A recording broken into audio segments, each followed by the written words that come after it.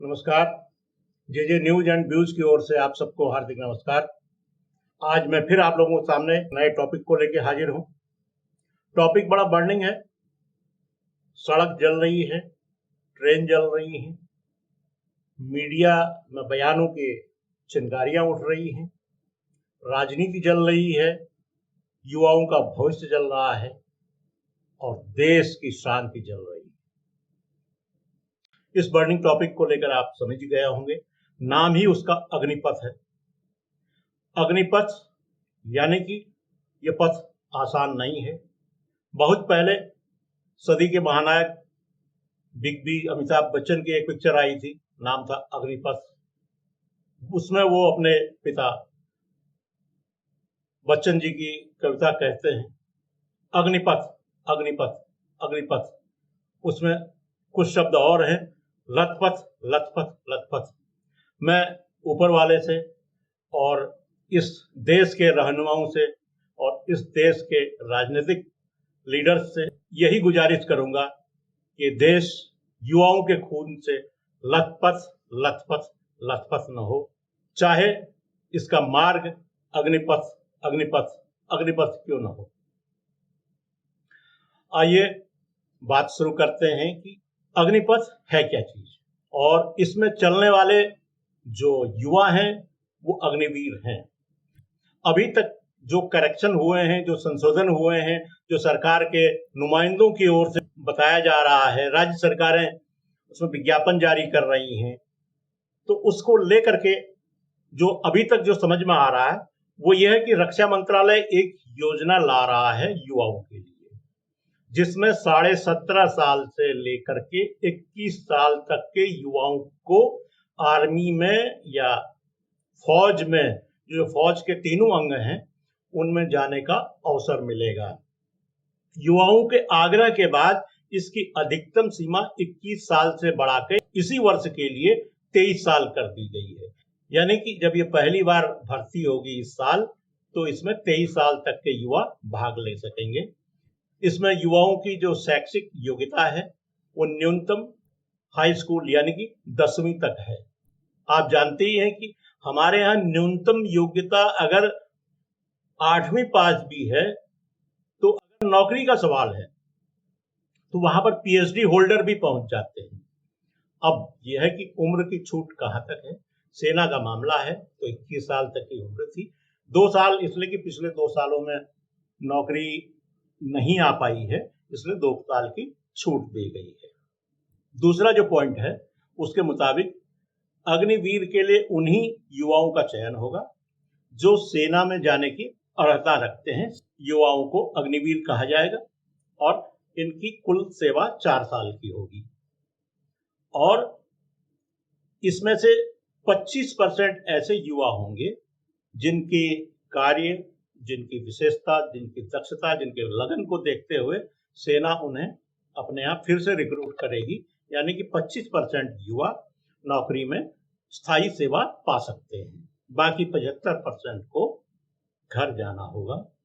और इसके लिए सरकार ने एक सेवा निधि, सर्विस फंड की स्थापना की है।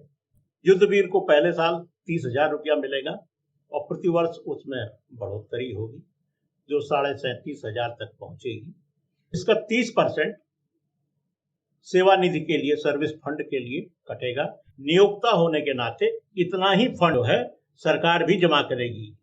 तीसरा पॉइंट यह है कि अग्निवीरों की ट्रेनिंग 6 महीना होगी, 3.5 साल ये सेवा के रूप में आर्मी में रहेंगे। आर्मी का आशय सेना के किसी भी अंग से हो सकता है। चौथी बात सरकार ने क्लियर की है, अगर अग्निवीर 10वीं पास है तो 4 साल बाद उसे 12वीं का सर्टिफिकेट मिलेगा। इसी तरह से अगर वो 12वीं पास होकर भर्ती होता है, रिटायरमेंट के समय उसे एक डिप्लोमा दिया जाएगा। अभी यह तय नहीं हुआ है किन किन विषयों में ये डिप्लोमा दिया जाएगा। बहरहाल सरकार की ये मंशा है कि युवाओं को अनुशासित किया जाए, प्रशिक्षित किया जाए और देश के हित में उनकी मेहनत, उनके पसीने को शामिल किया जाए। रक्षा मंत्रालय की ओर से जब इस योजना को लॉन्च किया गया तो उसके बाद कुछ लोगों ने इसका विरोध भी करना शुरू किया, जिसमें एक्स आर्मी मैन भी शामिल हैं और विपक्षी राजनीतिक दल तो हाई हैं। जब यह विरोध हुआ तो केंद्र की गृह मंत्रालय की ओर से कहा गया, central armed police force CAPF और उनके अन्य जो पुलिस बल हैं उनमें जो नियुक्ति होगी उसमें 10% आरक्षण युद्धवीरों का होगा। इसके अलावा कई राज्य सरकारों ने भी, जिसमें भाजपा शासित सरकारें हैं, उनका कहना है कि राज्य सरकारों के विभिन्न सेवाओं में भी इन अग्निवीरों को प्राथमिकता दी जाएगी। अभी इसका रोड मैप क्लियर होना जरूरी है कि क्या दिया जाएगा, क्या नहीं दिया जाएगा। अभी युवा सड़क पर है। अब बात करते हैं कि इसके विरोध करने वालों की। विरोध करने वाले सोशल मीडिया से लेकर के सड़क तक प्रभावी हैं। विभिन्न किस्म के ट्वीट आ रहे हैं। मीडिया हाउस भी इसको लेकर के एक दूसरे के खिलाफ तलवार खींच रहे हैं। मैं कुछ वानगी आपके सामने पेश करता हूं। टाइम्स नाउ ने ट्वीट किया है, all the violence started in BJP ruled states, that's the problem of intelligence failure. दूसरा, एनडीटीवी न्यूज फीड कहती है, Rajasthan passed resolution for withdrawal of centres Agnipath scheme.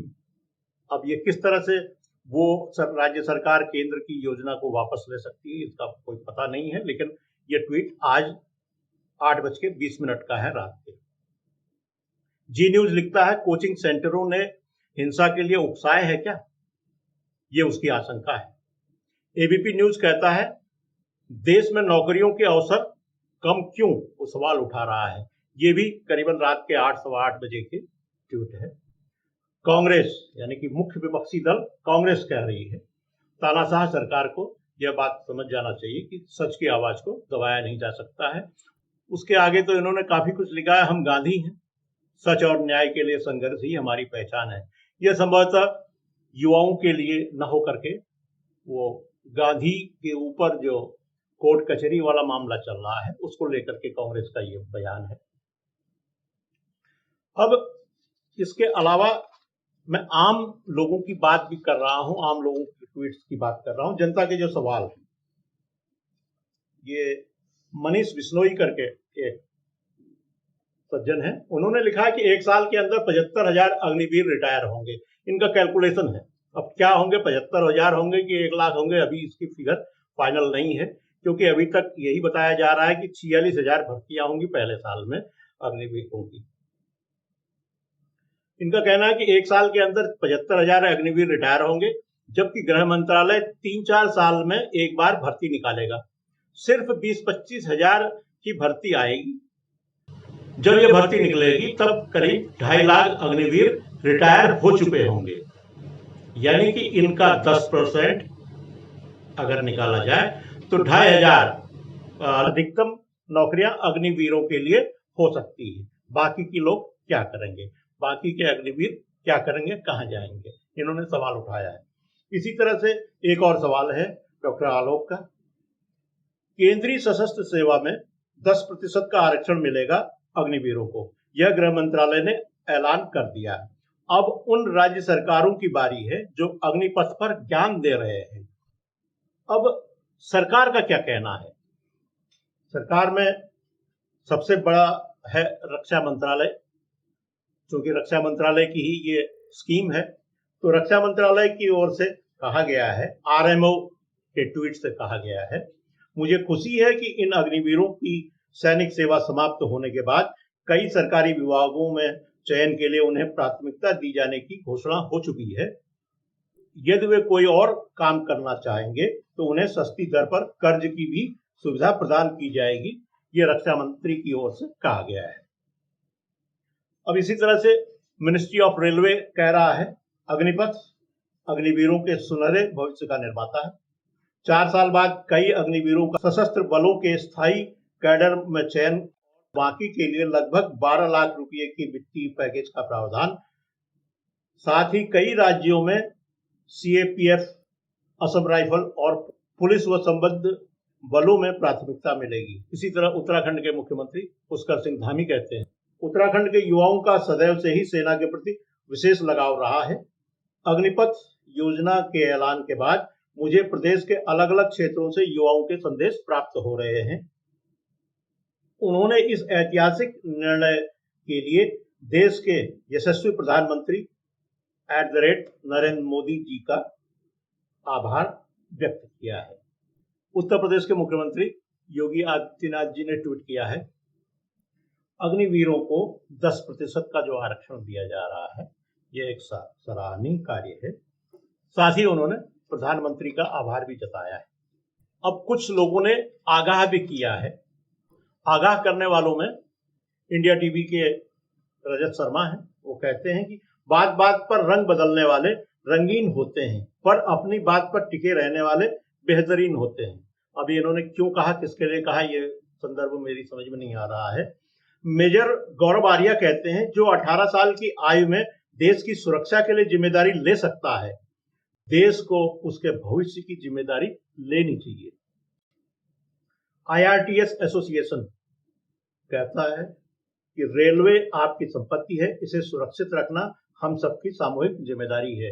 इन्होंने युवाओं को कहां एड्रेस किया, कहां कह रहे हैं, इसका कोई पता नहीं। अमीश देवगन, ये भी एक टीवी के बहुत बड़े एंकर हैं, इनका शो काफी प्रसिद्ध है। ये कहते हैं कि बदलाव प्रकृति का नियम है, लेकिन हिंदुस्तान में कोई भी बदलाव नामुमकिन सा होता जा रहा है। बदलाव अच्छा है या नहीं, एक बार होने तो दीजिए। राजनीतिक विरोध की वजह से पहले से ही फैसला ले लेना गलत है। देश के युवाओं और नेताओं को इस पर गहन चिंतन जरूर करना चाहिए। अब ये किस हैसियत से ये सुझाव दे रहे हैं, ये भी मेरी समझ में नहीं आ रहा है। एक है अफसर हुसैन, उनका कहना है, सेना के अभ्यर्थी अग्निपथ योजना का विरोध, पत्थरबाजी, लाठी डंडा एवं ट्रेन की बोगी फूंक रहे हैं, लेकिन मीडिया इन्हें पत्थरबाज नहीं कहेगा। पुलिस इन पर गोली लाठी नहीं चलाएगी, जिला प्रशासन बुलडोजर नहीं चलाएगा, सरकार इनके पोस्टर जारी नहीं करेगी। अब देखने वाले इन्हें मासूम युवा कहेंगे। अब ये किस संदर्भ में, ये क्या कश्मीर के पत्थरबाजों को और इन युवाओं की तुलना एक साथ कर रहे हैं, ये भी समझ में नहीं आ रहा। क्यों ये इस तरह की बातें इन युवाओं के लिए कह रहे हैं, जो अपना हक मांग रहे हैं, जो वास्तव में 2 साल से अगर भर्ती नहीं हुई है, उस भर्ती को पहले करने की बात कर रहे हैं और वो सड़क पर आए हैं, तो उनको और जो बिला वजह पत्थरबाजी करते हैं, उन दोनों के बीच में फर्क तो करना ही चाहिए। अब मैं केवल 2 मिनट के अंदर उन देशों के नाम लेना चाहता हूं जिन देशों में अग्निवीर या अग्निपथ जैसी योजनाएं चलती हैं। सबसे पहले अमेरिका। अमेरिका में किसी भी युद्ध या इमरजेंसी के समय इन सैनिकों को बुलाया जा सकता है। यहां पर 4 साल या इससे कम के लिए भर्ती होती है और सेना में कम से कम 20 साल सेवा करने के बाद ही पेंशन होती है और उससे कम में केवल भत्ता दिया जाता है। दूसरा, रूस। 18 से 27 साल के नागरिक सैनिकों को 8 से 12 महीने की ट्रेनिंग दी जाती है। बेस्ट सैनिकों को यूनिट में भेज दिया जाता है। बाकी बचे युवक सेना के अलावा कहीं अन्य कार्य कर सकते हैं। युद्ध या किसी भी इमरजेंसी में सेना की यूनिट से बुलावा आ सकता है। तीसरा है चीन। थल सेना के लिए 3 साल और नौसेना व वायुसेना के लिए 4 साल की एक शॉर्ट सर्विस वहां पर भी है और उम्मीद की जा रही है कि चीन 2035 तक अपने सेना का आधुनिकीकरण करने जा रहा है। उसी योजना के तहत ये स्कीम लाई गई है। इस योजना के तहत सैनिक अधिकतम 12 साल तक नौकरी कर सकते हैं और उसके बाद वो रिटायर हो जाते हैं। अब आता है फ्रांस। यूरोप की सबसे बड़ी सेना फ्रांस के पास में है। सैनिकों के लिए सिर्फ 3 महीने की ट्रेनिंग दी जाती है। कॉन्ट्रैक्ट पर सैनिकों की भर्ती होती है। पहले 1 साल का कॉन्ट्रैक्ट होता है और उसे बढ़ा करके अधिकतम 5 साल तक किया जाता है। कम से कम 19 साल की सेवा होने पर ही वहां के किसी सैनिक को पेंशन मिलती है। अब बात आती है इजराइल की। हम इजराइल की सेना और वहां के शौर्य से बहुत प्रेरित होते हैं। इजराइल के प्रत्येक नागरिक के लिए सेना में भर्ती होना अनिवार्य है। पुरुषों को 3 व महिलाओं को 2 साल यह ड्यूटी करनी ही होती है। करीब 10% सैनिकों का चयन लंबी सैनिक सेवा के लिए होता है। यहाँ भी कॉन्ट्रैक्ट को प्राथमिकता दी गई है। पहला लंबा कॉन्ट्रैक्ट 7 साल का होता है। उसके बाद अगर आपने 12 साल तक नौकरी कर ली तो आप पेंशन के हकदार हो जाते हैं। हमारे देश में 1 रैंक 1 पेंशन ओडीओपी लागू हो चुका है। कुछ विसंगतियां हैं वो धीरे धीरे दूर हो रही हैं। इसके अलावा ये बता दें कि भारत में सेना एक कॉन्ट्रैक्ट नहीं है, सेना एक जज्बा है। सेना परिवार की विरासत है, आन बान शान है। परिवार का भी एक रुतबा होता है, परिवार की एक विरासत होती है। आज मैंने आपको अग्निपथ योजना के बारे में बताया, अग्निवीरों के बारे में बताया। अब मैं कल आप लोगों से इस बात पर चर्चा करूंगा कि जो ये विरोध हो रहा है वो कितना जायज है, जो ये योजना लाई गई वो कितनी जायज है। इन सब पर सटीक विश्लेषण कल होगा तथ्यों के साथ। आज यहीं पर इस एपिसोड को समाप्त करने की इजाजत दें। अगर अच्छा लगा हो, यहाँ तक आपने सुना हो, तो जरूर इस वीडियो को आप शेयर करें, लाइक करें। अगर इस चैनल को आपने अभी तक सब्सक्राइब नहीं किया है, कृपया सब्सक्राइब कर लें। अब मैं ये कोशिश कर रहा हूँ कि हर दूसरे तीसरे दिन आप तक एक नया वीडियो आए, नए टॉपिक पर, बर्निंग टॉपिक पर, ज्वलंत मुद्दे पर आप लोगों के बीच कोई तबसरा, कोई टिप्पणी लेके आऊं, अपने व्यूज और पब्लिक के व्यूज आप तक शेयर करूं। और ये प्रयास आपको कैसा लगता है, हो सके तो कमेंट बॉक्स में जरूर लिखिएगा। इन्हीं शब्दों के साथ अब आज विदा लेता हूं। बहुत बहुत धन्यवाद। नमस्कार।